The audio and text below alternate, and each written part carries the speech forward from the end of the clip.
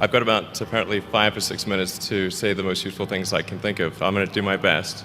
Um, the it was suggested that I distill things down to three items. I think I'll go with 4, and I'll try. I think these are pretty important ones. Some of them are going to sound like, well, you've heard it before, but it's worth re-emphasizing. I think the first is you need to work, depending upon how well you want to do, and particularly if you're starting a company, you need to work super hard. So what does super hard mean? Well, when my brother and I were starting our first company, instead of getting an apartment, we just rented a small office and we slept on the couch. And we showered at the YMCA, and we're so hot up we had just one computer. So the website was up during the day, and I was coding at night, 7 days a week, all the time. And I sort of briefly had a girlfriend in that period, and in order to be with me, she had to sleep in the office. So work hard, like every waking hour. That's the thing I would say particularly if you're starting a company. And I mean, if you do simple math, say like, okay, if somebody else is working 50 hours and you're working 100, you'll get twice as much done in the course of a year as the other company. The other thing I'd say is that if you're creating a company or if you're joining a company, the most important thing is to attract great people. So either join a group that's amazing, that you really respect, or if you're building a company, you've got to gather great people. I mean, all a company is a group of people that have gathered together to create a product or service.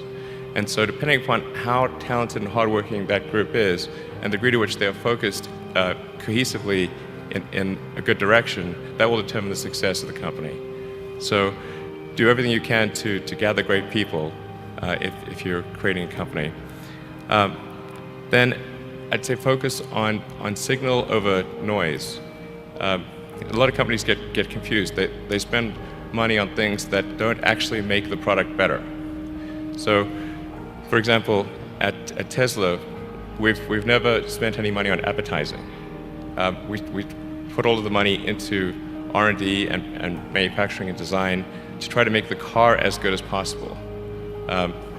And I think that's the way to go. So for any given company, just can keep thinking about, are these efforts that people are expending, are they resulting in a better product or service? And if they're not, stop those efforts.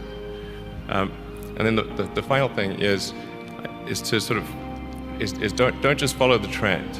So you may have heard me say that it's good to think in terms of the physics approach of first principles, which is, rather than reasoning by analogy, you boil things down to the most fundamental truths you can imagine, and you reason up from there. And this is a good way to figure out if something really makes sense, or if it's just what everybody else is doing. It's hard to think that way. You can't think that way about everything. It takes a lot of effort. But if you're trying to do something new, it's the best way to think. And that framework was developed by physicists to figure out counterintuitive things like quantum mechanics. So it's really a powerful method.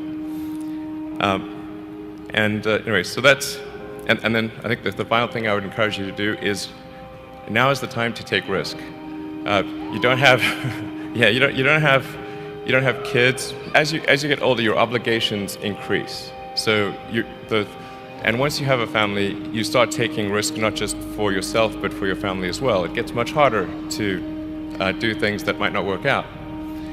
So now is the time to do that before you have those obligations. So I would encourage you to take risks now. Do something bold. You won't regret it. Thank you.